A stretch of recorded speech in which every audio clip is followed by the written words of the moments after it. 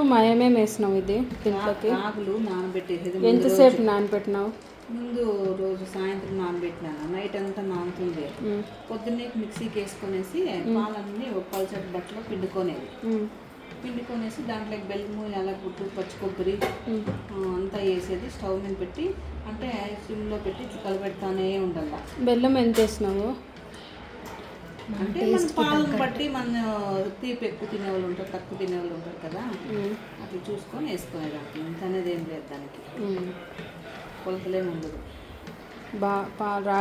రాగులతో తీసిన పాలు, బెల్లము, యాలకులు, ఇలాచి, కొంచెం పచ్చి కొబ్బరి వేసి దీన్ని సిమ్లోనే పెట్టి కలిపి ఉండాలి. లేకుంటే అడగంటుంది.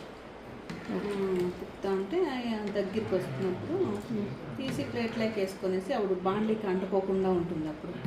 అప్పుడు అయినట్లు గుర్తు మనకి. ప్లేట్లోకి నెయ్యి రాసుకొనేసి వేసేసి బిల్లులు కూడా కట్ చేసేది.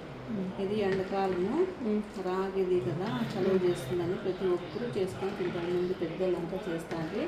నేను కూడా మా అత్తమ్మ దగ్గర నేర్చుకున్నాను. ఏమంటారు ఈ స్వీట్ని? అమృత ఫలము అంటారు. అమృత ఫలము అంటే అంత టేస్ట్గా ఉంటుంది, అంత హెల్తీ.